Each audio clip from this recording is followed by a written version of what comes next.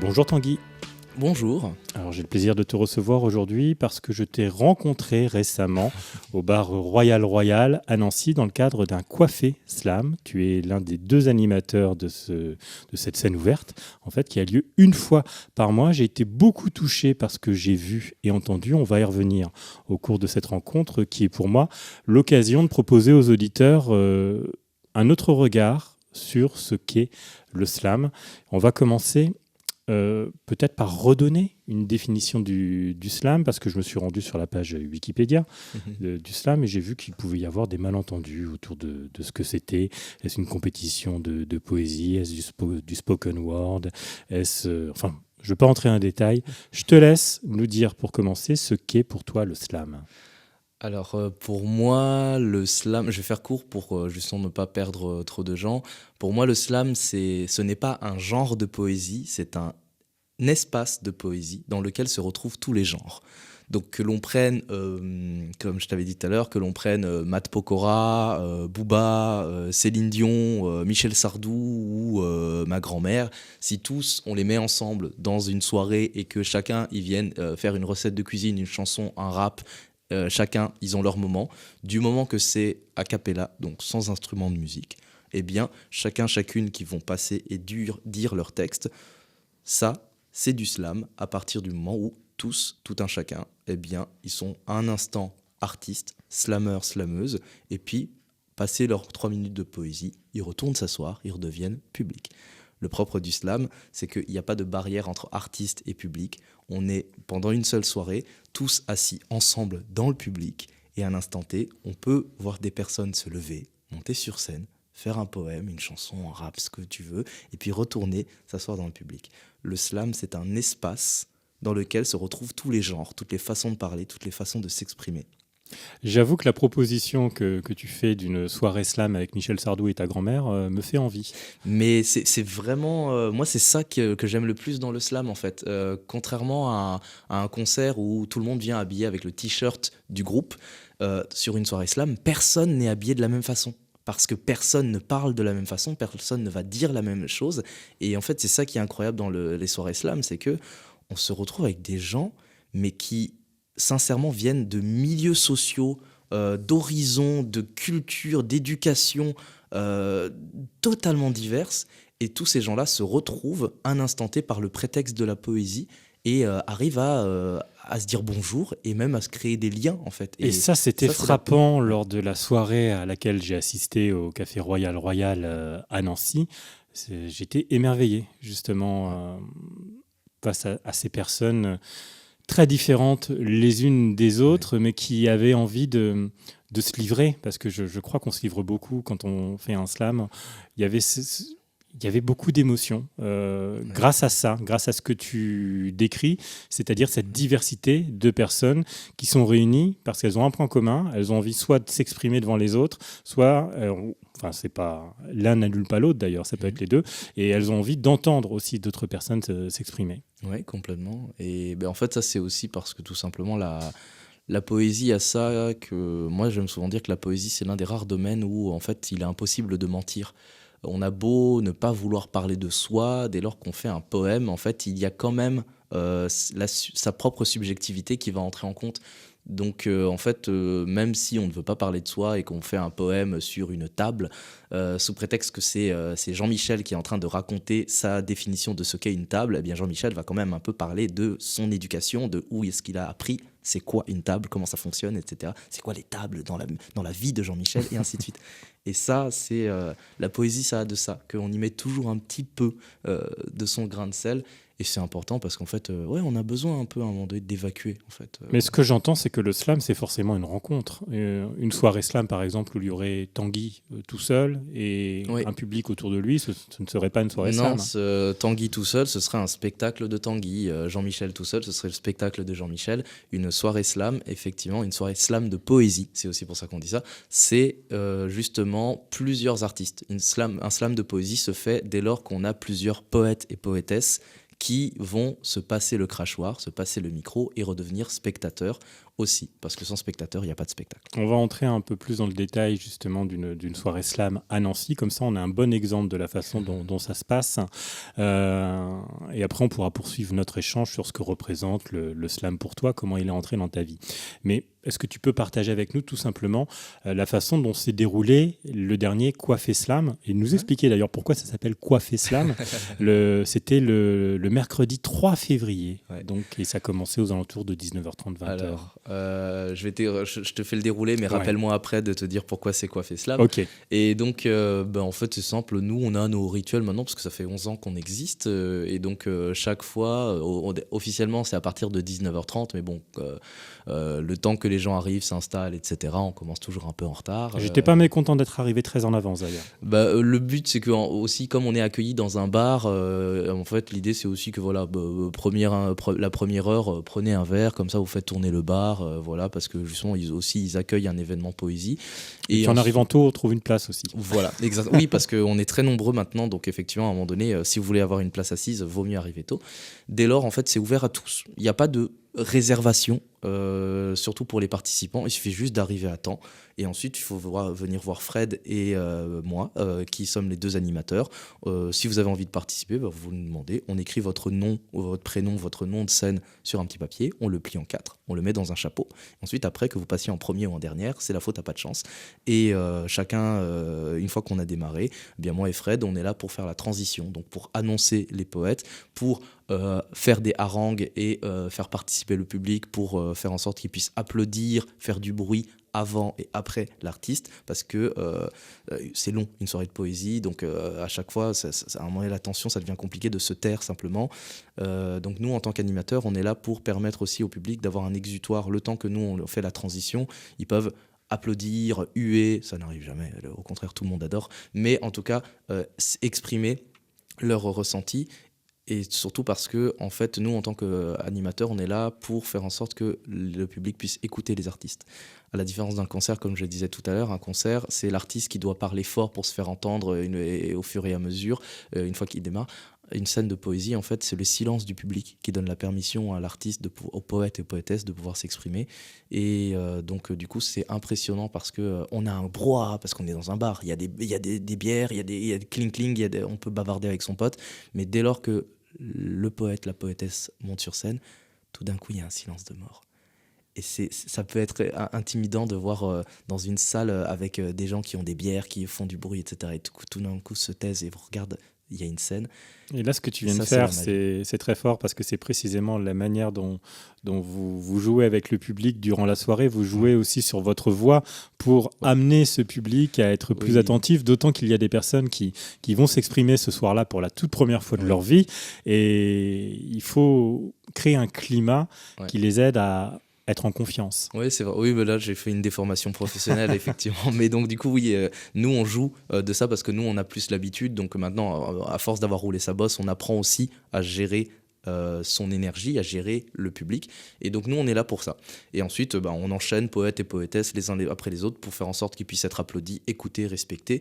Et ensuite, après, on fait une pause. Et puis, à la fin, on fait deuxième partie. Et puis après, une fois que la scène de poésie est terminée, on fait l'after où, justement, c'est important aussi de pouvoir discuter avec les poètes, parce que toute une soirée de poésie, on a peu de temps pour pouvoir, on ne fait que écouter, et l'after et la pause, c'est aussi important parce que ça permet de découvrir l'être humain derrière l'artiste, parce que quelqu'un dont on a entendu le poème, on peut aller venir juste lui dire hey, merci, c'était sympa ce que tu as dit, mais ça découle sur une conversation intime et intimiste. Pourquoi ? Parce qu'en fait, justement, si tout le monde si personne ne se ressemble, personne n'est habillé de la même façon, c'est compliqué d'arriver à échanger, à interagir, et la poésie permet de faire ce pont-là.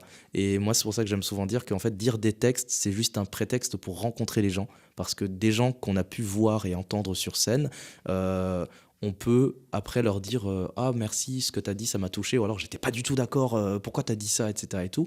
Et en fait, là, on vient de rencontrer quelqu'un.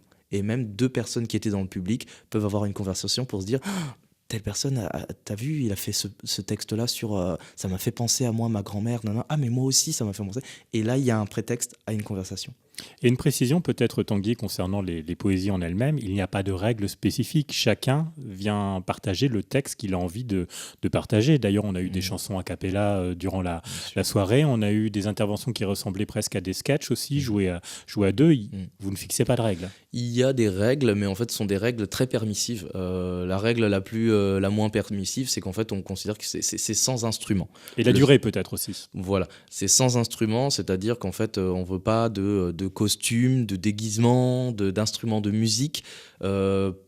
Pourquoi Parce qu'en fait, tout simplement, justement, tout l'intérêt, c'est de rappeler que la poésie, c'est accessible à tous. On veut vraiment éviter de rentrer dans quelque chose d'élitiste. Et donc, si on a un costume, si on s'est apprêté spécifiquement pour être beau pour ce soir-là, on peut rentrer dans les affres de classe sociale parce que telle personne qui a les moyens de pouvoir s'acheter tel vêtement vraiment cher et beau pourra être plus appréciée et applaudie que telle autre personne qui n'en a pas.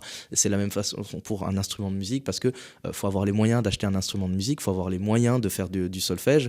Et donc, alors que prendre un papier et un stylo, et même sans prendre papier et un stylo, parler devant un public, ça demande juste d'avoir une grande gueule. Et donc, c'est déjà un peu plus accessible. Pareil pour les 3 minutes, on considère qu'il faut essayer de faire quelque chose qui est plus ou moins 3 minutes.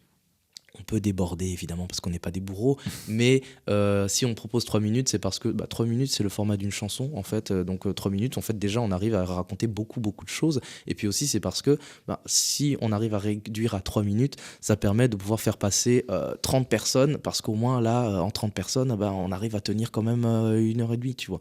Et donc, ça permet... Ça, c'est le cadre à peu près. Pour tout le reste, après, si on a envie d'utiliser son corps comme un instrument de musique, ça, on a le droit, parce que justement, le corps est un instrument de musique. Donc, si on a envie de chanter, eh bien, ça, on le peut. Si on a envie de faire des percussions corporelles, de taper dans ses mains sur sa poitrine, ça, on peut.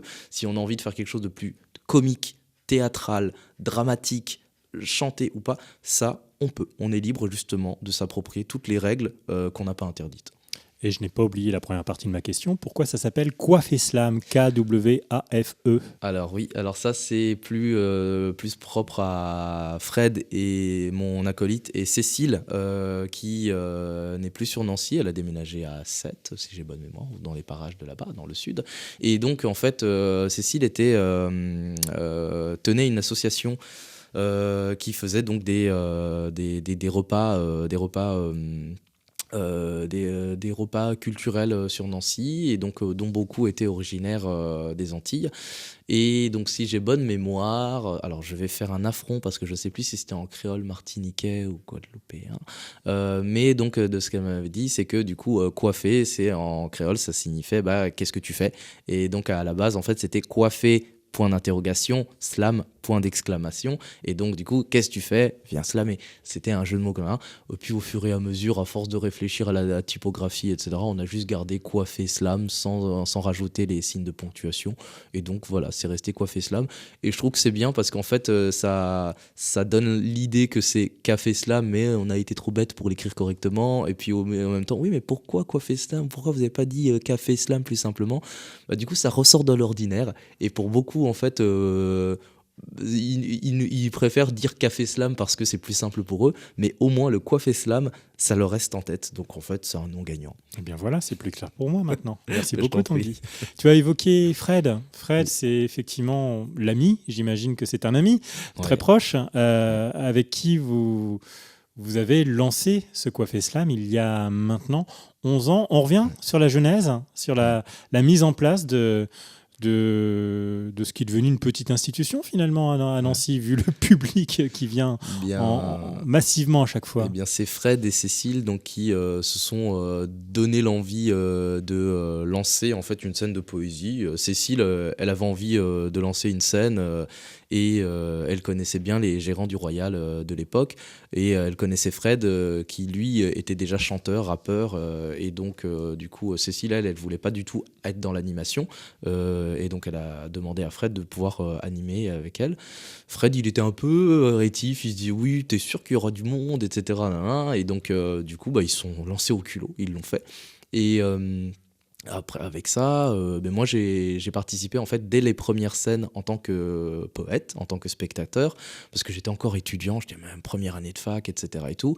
Et en fait, à ce moment-là, moi j'étais, en fait, à l'inverse de Fred, Fred, il est vraiment très basé sur Nancy dans le slam, la poésie. Moi, en fait, à ce moment-là, je participais déjà aux tournois nationaux de slam parce qu'en fait, j'étais étudiant, je savais pas quoi faire de ma vie. Et dès que je m'emmerdais à la fac, en fait, je prenais un billet de train et je profitais de ma carte 12-25 pour faire le tour du monde. Et je participais à des compétitions de poésie. Donc en fait, quand j'ai vu qu'il y avait enfin une scène slam à Nancy, moi j'ai sauté sur l'occasion parce que j'en avais marre de payer, en fait dilapider toute ma bourse étudiante là-dedans. Et donc j'ai fait des poèmes, j'ai bien aimé. Et moi j'étais étudiant, je savais pas quoi faire, je me demandais ce que je voulais faire et en voyant la scène, en fait, j'avais déjà vu d'autres animateurs de tournois de niveau nationaux et internationaux en dehors de Nancy opérer. Et quand j'ai vu Fred, je me suis dit, j'aimerais bien essayer. Et donc j'ai été voir Fred, je lui ai dit, je suis désolé, moi je suis un petit jeune, mais je connais bien la scène, je connais bien l'animation, j'ai envie de t'aider. Je pense qu'il y aura un truc à mettre un peu plus de pump it up. Et Fred, il m'a regardé. Écoute, je sais pas pour quelle raison, il a dû avoir une grande mansuétude, mais ce jour-là, il m'a dit oui, vas-y, on essaye. Et puis depuis, écoute, Fred, c'est ma plus grande histoire d'amour parce on est ensemble dans l'animation depuis maintenant 11 ans. Et donc voilà. Eh ben, c'est une belle histoire, hein. Effectivement, 11 ans que ça dure. Rapidement, le public a répondu présent ou il a fallu un temps aussi pour l'apprivoiser, ce public, et pour qu'il vous apprivoise?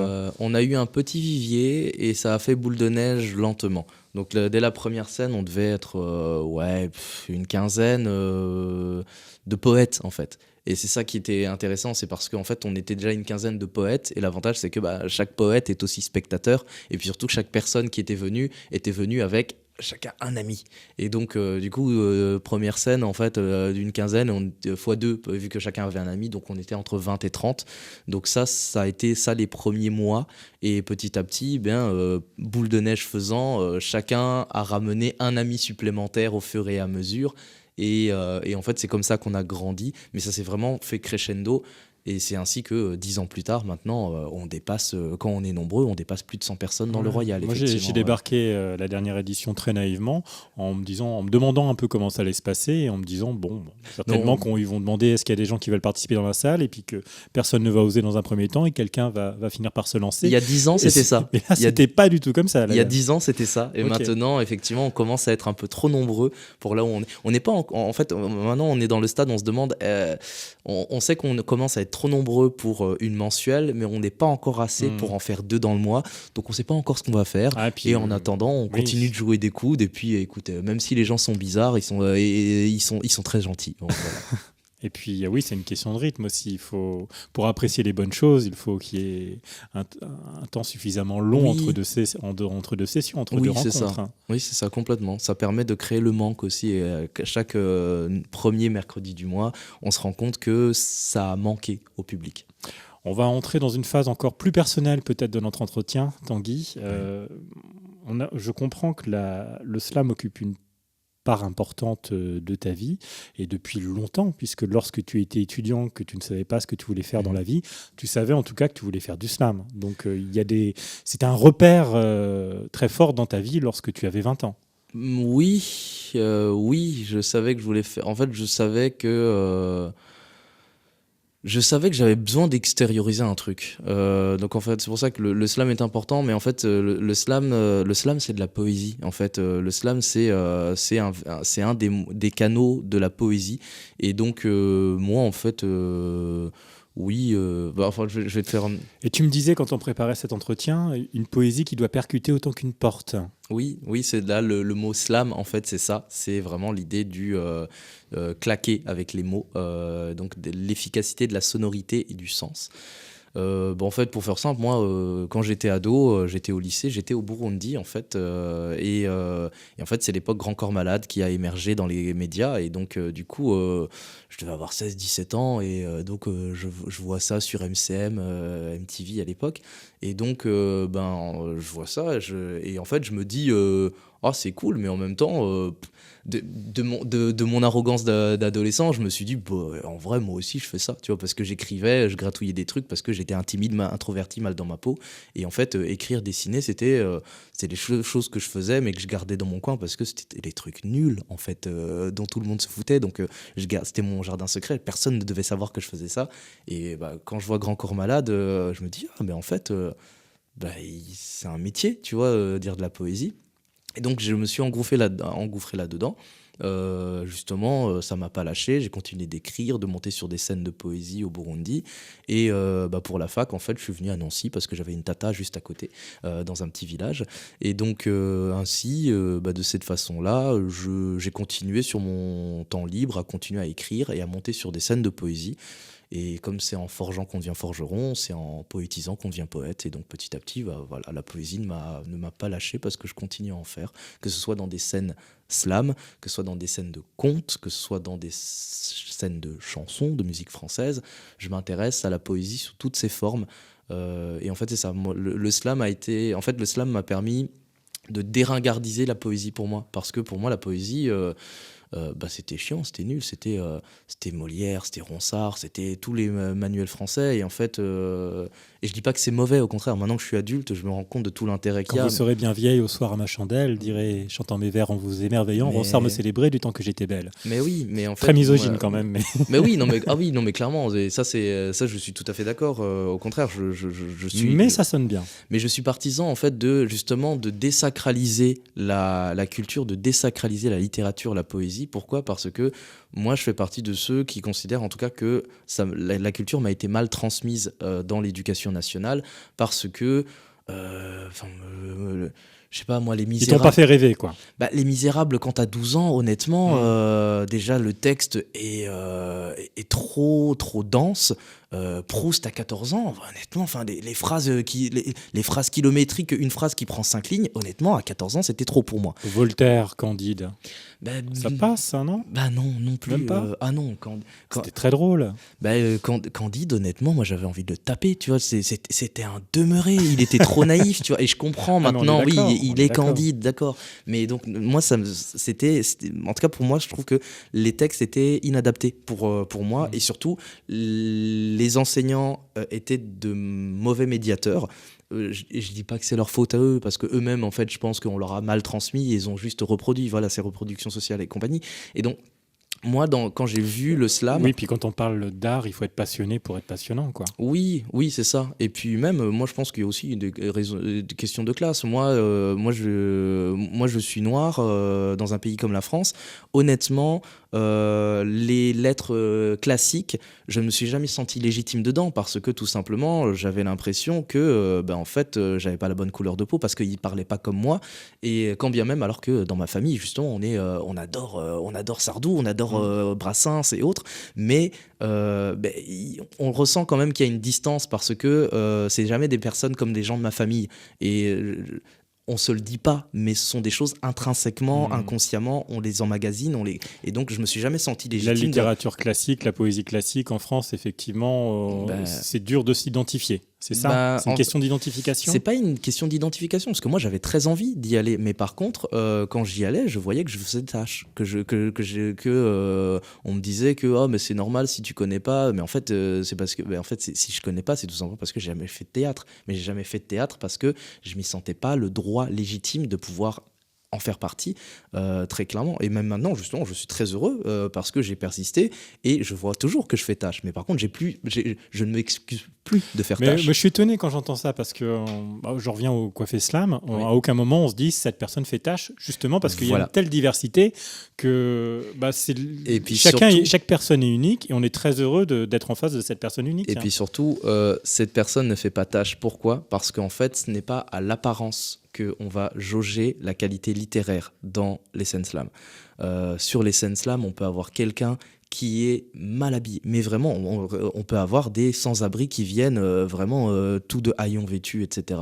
Eh bien, ces personnes-là, ils peuvent te réciter un poème incroyablement littéraire dans un français soutenu XVIIe siècle, en vers, en alexandrin, ou alors dans un français châtié, il n'y a pas de mal. Mais ça n'empêche pas qu'il y a une prose, une capacité d'éloquence qui n'a pas du tout de lien avec l'apparence. Et j'en reviens justement au fait qu'on interdit les costumes, etc. Ouais, et tout. c'est quelque chose que vous avez intégré justement dans la proposition. Vous vouliez que chacun puisse se sentir bien et à sa place et que personne ne se sente rejeté. Oui, et donc en fait, d'où le fait qu'on dise sans costume, parce qu'en fait, tout simplement, faut pas s'apprêter spécifiquement pour aller sur une scène slam. En fait, viens de la même façon que tu irais faire tes courses quand tu as envie d'acheter du pain, en fait. Et parce qu'il y a ça, eh bien, les gens nous surprennent entre leur apparence et leurs paroles. Et nous, on ne fait pas de jugement comme ça, chose que j'ai ressentie quand j'étais dans mes études de lettres, quand j'ai fait mes études de théâtre et autres.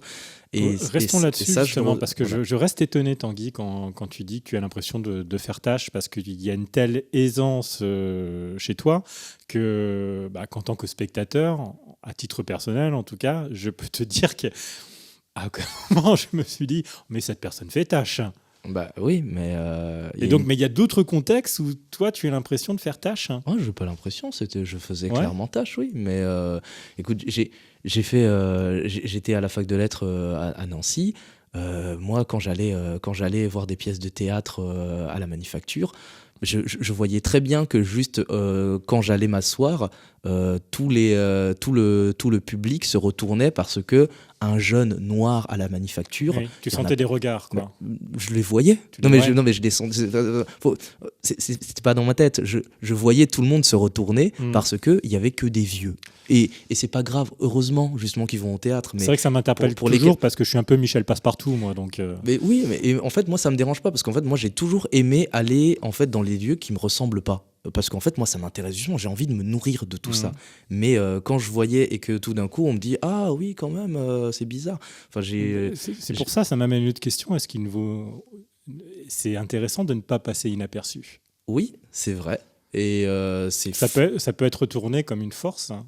Ça peut être retourné comme une force quand on en a la force, mais je sais justement si tu trouves que moi j'ai une aisance, c'est parce que moi je sais que je suis un peu un accident de parcours parce que j'ai d'autres camarades qui sont un peu racisés, qui sont un peu pas hétéros, qui eux en fait ça les a saoulés et qui en fait ont fini par sortir de ma filière d'études et ils s'invisibiliser finalement. S'invisibiliser ou ils se sont reconvertis et c'est très bien et ils ont raison parce que on a le droit et raison de changer de voie de carrière, mais je me rends compte que on n'est pas nombreux dans ma filière à avoir persisté et aujourd'hui à vivre. Moi je suis intermittent du spectacle, j'en connais peu qui en fait ont persisté jusqu'à devenir intermittent du spectacle, artistes, vivent de leur art et beaucoup ont fini par faire de la médiation culturelle qui sont des nobles professions et encore on a besoin d'eux, mais donc du coup moi je me rends compte que oui j'ai dû jouer des coudes pour exister et c'est pas grave, tant mieux, et je suis très content de sourire maintenant et de pouvoir exister. Mais oui, je veux pas non plus que mes propos soient mal compris, ça reste quand même une injustice,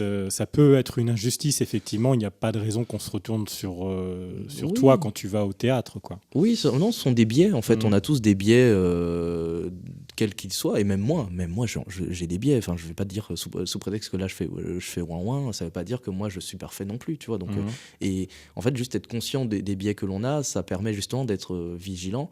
Et moi, je me suis rendu compte de ce genre de choses. Et c'est des choses que je mets en pratique maintenant dans mon métier, dans mon art, parce que j'utilise ça pour être toujours alerte sur les personnes qui pourraient se sentir mal à l'aise et les inclure dans ma poésie quand je suis sur scène en train de raconter des choses et aussi dans ma capacité d'accueil quand je suis en train d'animer et donc de mettre à l'aise les gens. On va parler justement des valeurs du slam. Je voulais juste une précision. Donc, on a compris que tu ne savais pas trop ce que tu voulais faire de ta vie lorsque tu étais étudiant. C'était des études de quoi ? J'ai fait culture et communication. Ah, bienvenue au club. Voilà, c'est l'endroit où on va quand on ne sait pas ce qu'on veut faire dans la vie. Et exactement. C'est pour ça qu'on s'est vite compris, j'ai l'impression. Et voilà. Et c'est chemin faisant. Écoute, il y a eu la littérature jeunesse qui a été une révélation pour moi. Avec quel professeur ? Avec C'était plus Philippe Lefebvre. Lefebvre? Non. Non. Il était déjà à la retraite, je pense, Philippe. Non, moi c'était. Il y en a eu plusieurs. Il y en a eu plusieurs. Comment il s'appelle? Cherbourg. Ah, Christian Cherbourg. J'ai 10-15 ans de plus que toi, donc Ah. c'est pas la même génération, mais c'est intéressant, culture et communication, parce qu'on fait de belles rencontres Oui, aussi, ouais. et puis on finit par trouver sa Et puis, voie quand même. outre la plaisanterie, en fait, c'est une filière qui brasse tellement large, en fait, dans le champ. On peut faire un choix un peu plus tard. Voilà, exactement. Moi, j'avais besoin, en fait, de choisir plus tard parce que Et tu as fait quel choix? j'ai fait artiste, en fait, après une licence où je me suis dit, bon, bah écoute, j'ai rassuré la famille, j'ai eu envie de tenter un truc pour moi. Et comme j'avais déjà commencé à travailler dans l'animation, j'avais fait un service civique dans l'animation, eh bien, je me suis dit, écoute, là, je vais tenter un truc pour moi parce que la fleur au fusil, j'avais 25 ans, j'étais jeune, j'étais célibataire. Je me suis dit, vas-y, je tente un truc pour moi et si ça rate, je terminerai une formation. Et en fait, depuis, c'est mon métier. Et voilà. Eh bien, félicitations. Merci. Les valeurs du slam, alors, parlons-en. On a commencé à évoquer le sujet. Comment pour introduire la question? Là encore, en préparant l'entretien, j'étais un peu dans la provocation. Je te demandais, j'ai envie de te reposer la même question. Vas-y. Et est-ce qu'on peut faire du slam néolibéral, par exemple? Oui, pourquoi pas. Moi, c'est très drôle ce que tu dis ça, en fait, parce que souvent sur scène, moi, je m'amuse à dire au public et aux artistes, aux poètes, aux poétesses, non, mais en vrai, si vous avez envie de faire un poème de droite, venez, faites-le, tu vois. Mais ça Et- n'arrive pas. Mais oui, écoute, alors je vais parler d'où est-ce que d'où est-ce que je parle. Écoute, moi, c'est peut-être aussi parce que tout simplement la culture n'intéresse pas la droite, tout simplement. Mais surtout, non, on peut, mais nous en tant qu'animateurs, c'est simple. On s'est beaucoup posé la question dans le milieu du slam, les animateurs, les organisateurs de scène slam, on s'est demandé est-ce qu'on a le droit de laisser quelqu'un, si un jour on a quelqu'un qui nous fait un poème apologie du nazisme, incitation à la haine, est-ce que sous couvert de la liberté d'expression on devrait le faire ou pas, etc. C'est simple, en fait, nous en France, on a réussi à se trouver une réponse qui nous facilite la tâche parce que la loi a déjà statué pour nous. C'est que tout simplement sur l'espace public, en fait, on fait pas ce qu'on veut. Je te disais tout à l'heure hors antenne que voilà, si on est tous les deux, si moi à un moment donné me prends l'envie de te poignarder sur ma liberté d'expression, je peux, mais en fait non, la loi m'en empêche parce que ma liberté d'expression ne doit pas en fait interférer avec ton intégrité et vice versa. Et donc de cette façon là, nous, si un jour on avait un poème qui serait vraiment incitation à la haine, apologie du nazisme et autres choses vraiment en fait sous le couvert de la loi, en fait, nous serions tenus de stopper cette personne dans sa parole parce que, en tant qu'organisateur, eh bien, il y aurait des répercussions sur nous. Ouais. Ce qui n'empêche pas d'avoir des interventions où on sent de la colère. Et ça fait partie des moments très forts que j'ai vécu justement lors de la dernière soirée. Les gens viennent avec leurs tripes. Mais colère n'est pas synonyme de Absolument. néolibéral, n'est pas Absolument, mais synonyme de absolument. apologie Absolument. du nazisme, n'est pas synonyme de incitation à la haine. J'espère ne pas avoir laissé penser que je faisais le lien entre les deux. Mais je veux dire, le slam porte de belles valeurs, mais on peut transmettre aussi ces belles valeurs en canalisant sa colère. Ouais, mais de toute façon, mais la colère c'est bien. Enfin, il y a rien de mal contre la colère. Alors, je dis souvent ça à des amis pour plaisanter, mais en fait, je suis tout à fait d'accord avec elle. L'une des choses vachement bien que Ségolène Royal a dit durant sa campagne qu'elle a perdue, sa campagne présidentielle, il y avait un moment face à Nicolas Sarkozy sur TF1. Sarkozy lui a fait une Darmanin, il lui a dit calmez-vous madame, ça va bien se passer. Et elle s'est énervée. Elle était vraiment vénère, elle était en colère. Et elle a perdu ses moyens. Et en plus, il a vraiment joué son ton paternaliste. Mais non, mais vous emportez pas, madame. Nanana. Et elle a dit un truc magnifique. Ségolène Royal, à ce moment-là, elle a dit, je me rappelle, c'était sur TF1, elle a dit, mais ma colère est légitime. Oui. Oui, et cette phrase-là, franchement, maintenant que je suis adulte, ça me revient. Parce que, oui, en fait, nos colères sont légitimes. On a le droit d'être en colère. Et nos colères peuvent aussi être entendues. Nos colères ne sont pas du bruit. Parce que ça m'énerve que Alain Finkielkraut peut s'énerver à longueur de journée sur les plateaux télé et lui, on va l'écouter jusqu'au bout. Par contre, si, je sais pas moi, Sandrine Rousseau s'énerve d'un coup, oh mon Dieu, elle a dit, il faut pas manger de viande, et on n'écoute rien du reste. À un moment donné, la colère est légitime. Effectivement. Par contre, après, il faut voir à ne pas se tromper de colère, ne pas la diriger sur les mauvaises personnes pour les mauvaises raisons. Oui, d'accord. Mais par contre, la colère, c'est quelque chose de sain. La rancœur peut être malsaine parce que ça, c'est macéré dans sa colère. Mais au contraire, la colère, c'est important de l'expulser parce que justement, sinon, on pète un plomb, en fait. Tu vois je suis toujours autour de cette idée des valeurs du slam. Tu vois des valeurs particulières qui ressortent, qui sont très présentes, qui sont un peu comme une sorte de point commun entre les personnes qui participent, par exemple, Ça aux dépend. scènes du Coiffeur Royal. Ça dépend. Tu veux dire dans le texte, dans les poèmes ou dans l'ambiance Ouais, non, plutôt dans les textes, ouais, plutôt autour des messages qui sont passés. Bah, en fait, dans les textes, dans les messages, ça, par contre, ça dépend tous les jours, en fait, parce que, je l'ai dit, personne ne se ressemble, personne ne parle de la même façon, donc personne n'aborde les mêmes sujets. Euh, Honnêtement, oui, tu auras des choses un peu sur l'amour, l'égalité, le respect des autres, etc., l'émancipation, hein, la colère, nanana. Mais ça, c'est plus parce que c'est pas propre à la poésie, c'est pas propre au slam, c'est plus propre à la société dans laquelle on est. En fait, là, en ce moment, s'il y a telle tension, tel sujet, tel débat politique, etc., ça se retrouvera dans la poésie, mais ça se retrouvera aussi dans la machine à café, en fait, entre collègues. Donc, c'est pas dans les textes en soi, il n'y a pas de courant de mouvement, parce que comme je l'ai dit, c'est un espace, c'est pas un genre de poésie. Donc, en fait, dans les textes, il n'y a pas du tout. Il n'y a pas du tout ça. Il n'y a pas de choses qui se ressemblent. Je n'avais pas pensé jusque-là, j'avais pas fait le lien, mais je suis en train de comprendre aussi pourquoi j'ai tant apprécié cette soirée-là. C'est parce qu'on prend le temps d'écouter les personnes qui vont s'exprimer pendant environ 3 minutes. Ouais. On va respecter ce temps de parole, on va vraiment prendre ce temps-là d'écouter. Et j'étais en train de faire le lien avec les réseaux sociaux. Ouais. Avec les réseaux sociaux, où je pense notamment à Twitter, on doit s'exprimer en très peu de mots, très peu de mots, et, et on ne prend pas le temps finalement d'écouter les propos des personnes, et on voit que là, ça nuit vraiment à nos rapports, et ça nous fait du mal, ça nous isole quelque part les uns des autres, alors que c'est tout le contraire qui est vécu lors d'une soirée slam. J'avais pas fait le lien entre les deux. Pourquoi ce qui me fait tant de mal, voilà, on passe toujours trop de temps là-dessus parce que ça nous fait que du mal au final, et ça fait du bien comme un remède quelque part de venir à ce type de soirée. La nuance, elle est que sur les scènes slam, on est là physiquement, on est de corps, on est de chair et de sang. Vraiment, tu vois, t'étais là au Royal, à un moment donné, on est nombreux, on a chaud parce qu'on transpire, on est là, enfin, sans vraiment aller vraiment dans les imageries de moiteurs de corps, etc. Et tout. C'est parce qu'en fait, à un moment donné, on est tous présents physiquement, là où sur son téléphone, en fait, on est seul avec son téléphone, quand bien même on échange à distance avec des gens, etc. et tout. Il y a une distance qui nous isole, qui nous renvoie à une individualité, là où, en fait, sur une scène slam, on est tous physiquement là de notre propre corps, en train de boire un verre, de discuter, etc. et tout. Et donc, on a une responsabilité vis-à-vis de notre parole, que ce soit l'artiste sur scène, mais aussi soi-même en tant que personne qui écoute. Si on fait du bruit pendant que l'artiste est sur scène, en fait, merde, c'est moi qui est en train de déranger. Et donc, en fait, il y a la notion de responsabilité parce que physiquement, on est là.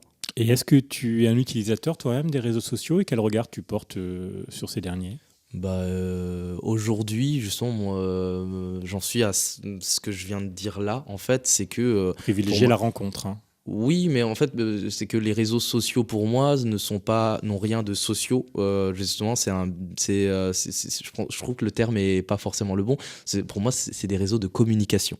Parce que si on a justement un message spécifique, on peut l'utiliser comme un canal de diffusion, mais par contre, c'est pas du tout un lieu pour faire débat. Vraiment, enfin, moi en tout cas, j'ai jamais réussi, ou alors je me suis pris la tête et à un moment donné, je me suis dit, merde, ça m'emmerde.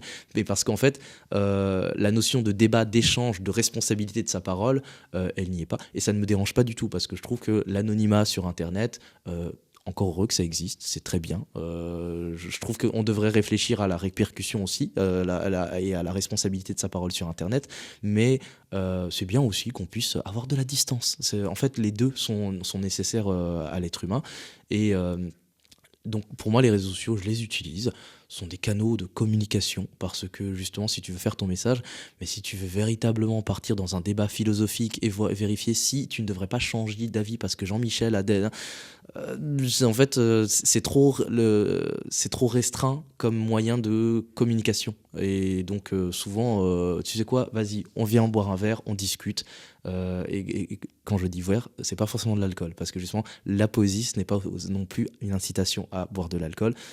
Sur les scènes slam, on offre un verre offert à chaque poème, parce que pour un texte dit un verre offert, mais ce n'est pas que de l'alcool. Il y a beaucoup de gens qui boivent aussi des thés, des tisanes, des sirops. Donc voilà. La précision est bienvenue. Ouais. Qu'est-ce que le slam t'a appris sur toi-même ?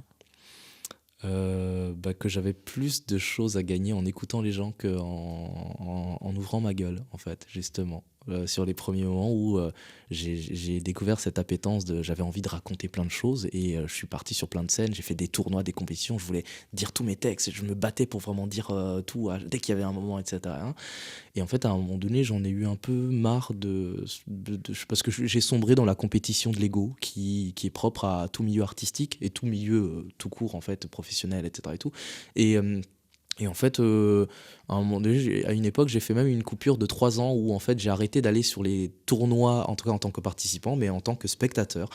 Et en fait, ça m'a rappelé que sans spectateur, il n'y a pas de spectacle. Et en fait, quand on est sur scène en tant qu'artiste, on n'est pas là pour parler à des collègues artistes qui vont avoir la précision de ah non mais là par contre t'as bégayé, t'as fait c'était pas bien hein, telle métaphore, etc. et tout. On est là pour parler à un public donc qui n'a pas forcément les codes, les connaissances pour vulgariser à des gens qui ne connaissent pas. Et en fait c'est important d'écouter plus notre public que en permanence leur dire non mais vous avez pas compris ainsi parce que un public qui n'a pas aimé, c'est pas un mensonge, c'est un ressenti. Et donc, ça peut froisser son ego, et c'est normal d'avoir un ego. Mais par contre, c'est important aussi d'écouter pour se remettre en question. Et là, on a la notion de débat que l'on n'a pas dans les réseaux sociaux. Parce que c'est aussi le temps de digérer, en fait, digérer un avis, un retour, une critique. Et en fait, c'est ça que ça m'a appris, moi, dans le slam. C'est écouter et faire preuve de bienveillance. Ouais, parce que c'est pas facile que de parler devant des gens, que ce soit sur une scène de poésie ou même dans un entretien d'embauche. Voilà, moi, je fais beaucoup de préparation au concours d'éloquence, au entretien d'embauche dans le milieu professionnel, et j'utilise la poésie comme moyen. Et en fait, c'est normal d'avoir peur parce qu'en fait, oui, notre société, on est effrayant, on est mauvais, on est injuste. Et en fait, si déjà en face, on a des gens qui font preuve de bienveillance parce que c'est pas grave si tu t'es trompé, tu peux reprendre ta phrase. C'est pas grave, moi aussi, je me suis déjà raté. Juste ça facilite tellement la tâche pour tous ceux qui n'ont pas tous les codes et qui veulent les apprendre, qui ne se sentent pas à leur place et qui sont bien nécessaires parce qu'on ne va pas vivre 1000 ans et qu'à un moment donné, il faudra bien que nous aussi on laisse nos places. Et donc, moi, ça m'a appris la bienveillance et l'écoute des autres. Et on en a tellement besoin. Et comment on gère toutes ces émotions qu'on reçoit ? Parce que c'est une soirée slam, hein, c'est très riche en émotions. Ouais. On sent que les personnes qui viennent n'ont pas toute une vie qui est facile. Ouais. Je ne vais pas entrer dans le détail, mais parce que je pense que ce qui se passe dans une soirée slam doit rester dans une soirée slam aussi. Oui, mais sans rentrer dans les détails. Il y a des histoires personnelles qui sont très dures. Bien sûr. Et vous échangez encore après avec ces personnes. Ouais. En fait, c'est simple. Moi, on en revient à la liberté d'expression, tout le débat qu'on a eu tout à l'heure là. C'est que c'est bien d'écouter, mais par contre, moi déjà en tant que personne qui écoute un poème, par exemple, si quelqu'un me fait un poème sur la mort de quelqu'un, je suis triste, etc. et tout, je peux être affecté parce que oui, je suis un être humain moi aussi, mais par contre, je peux pas prétendre être plus meurtri que la personne qui l'a vécu. Donc en fait, c'est simple, c'est que il y a aussi une notion de respect de l'autre, à ne pas lui voler sa colère, parce que c'est indigne, c'est indécent. Donc moi, quelqu'un qui me fait un poème super personnel où je me sens voyeuriste, etc. et tout, oui, c'est très bien que je sois mal à l'aise, tant mieux. Ça veut dire que je fais preuve de pudeur et de respect de la personne, parce que sinon, je viendrais tout de suite prendre une caméra, j'écrirais et j'en ferais un documentaire et je me ferais de l'argent dessus. Donc non, en fait, il y a aussi un respect de la parole, du récit, du vécu de chacun. Et c'est ce que les gens font en fait sur les scènes slam, c'est qu'on se dit, là, telle personne nous a partagé ça, et en fait, les gens eux-mêmes acceptent d'être les garants, d'être responsables du récit qui leur a été partagé, parce que on va pas aller s'en moquer, On va pas aller le divulguer à autrui pour dire « Ah, tu sais quoi, il y a tel truc, ça, c'était là. » Non, souvent, en fait, même tous les gens qui viennent sur une scène slam, en fait, ils disent pas forcément aux autres dans les détails tel poème qui a été dit, qui disait un truc très intime. Souvent, s'ils ont envie, vite fait, ils vont évoquer « Oui, effectivement, il y a eu un poème qui m'a bouleversé. » Mais c'est dans le respect. Et on ne va pas trahir la parole. Et au mieux, on va lui dire à son ami « C'est quoi la prochaine fois ? Viens, comme ça, tu verras toi ce que c'est. » Et ceux qui viennent après aussi, ils respectent la parole, en fait. C'est ça qui est de bien. Donc, comment est-ce qu'on fait pour gérer ? En tant que public, en tant que spectateur, en fait, on le comprend tout de suite parce qu'il y a une ambiance de respect, de bienveillance. Nous, en tant qu'organisateurs, on essaye de faire ça. Et en tant que spectateur, en fait, on s'en rend compte parce que on est physiquement là et on voit le mouvement des autres, des corps, des personnes qui écoutent. Et on n'a pas franchement, il n'y a personne qui, à un moment donné, contrairement à un concert, il n'y a personne qui tout d'un coup va crier « à poil », etc. et tout. Parce qu'on est dans un respect de la parole de l'autre. Alors, tout d'abord, Tanguy, merci. Je te remercie pour cet entretien que j'ai beaucoup apprécié. Et je voulais terminer par une remarque et une demande parce que je sens que notre entretien porte une contradiction, parce qu'on a parlé pendant plus de 40 minutes de slam. Mais j'ai bien entendu aussi qu'une soirée slam, un slam, c'était aussi une rencontre, donc il faut qu'il y ait plusieurs personnes qui interviennent. Mais je pense que les auditeurs ont quand même envie de t'entendre dans ton art. Ce ne sera pas forcément du slam, ce sera peut-être un extrait de... Un poème. Un poème. Est-ce que tu voudrais bien partager un poème avec nous pour terminer ? Oui, je veux bien, pas de souci. Mais donc, en fait, il ne faut pas avoir peur du mot poème. Justement. Bah oui, je suis bête. C'est un mot qui, un peu de ringard, tombe en désuétude, mais non, en fait, la poésie, c'est bien aussi. Eh ben, je trouverais très bien si tu acceptais, Tanguy, qu'on termine par un poème. Ouais. Oui, tiens, aujourd'hui c'était manif, donc du coup... Au moment de l'enregistrement, il y a une manifestation aujourd'hui, effectivement, nationale. c'était manifestation nationale. Pour les retraites. Oui, exactement. On nous parle valeur à longueur de journée. On nous parle valeur à devoir incarner, on nous parle. Comme on parle à un chien pour nous faire la morale d'un ton républicain. On nous demande alors de rentrer dans le moule, adapter notre corps, faire corps avec la foule, et tant mieux si ça vient à plaire auprès de ceux qui arrivent très bien à faire ce qu'on veut d'eux.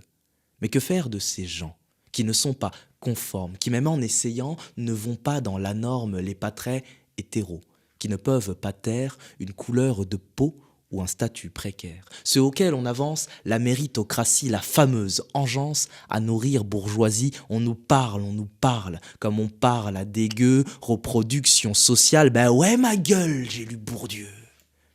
Et j'entends de savoir, et j'entends les questions, questionner le pouvoir et pouvoir dire non aux valeurs qui veulent se prétendre actuelles de leur vieille sale gueule entre nous, que valent-elles ?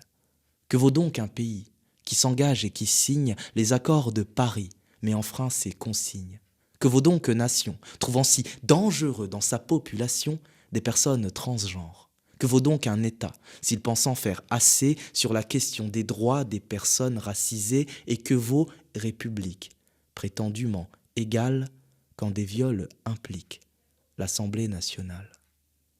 Que vaut donc un Sénat, refusant de voter en faveur d'une loi adulte handicapé, parlons-en de nos lois. Si même elles considèrent que les riches ont des droits, que n'ont pas les précaires, que vaut donc justice ? Quand elles pensent être à jour, que nos plaintes finissent en non-lieu tour à tour, et que valent nos icônes, nos héros, nos modèles, ceux qui nous font l'aumône d'une agression sexuelle ? Nos valeurs valent que dalle. Tant qu'elles seront teintées d'un relent national coincé dans le passé, nos valeurs valent que dalle. Tant qu'elles seront terreau à glorifier des mâles en mâles d'égaux et des hommes qui n'ont cure à changer un système déjà fait sur mesure pour ne plaire qu'à eux-mêmes, nos valeurs valent que dalle. C'est pas moi qui l'ai dit, c'est l'ascenseur social qui démontre que oui.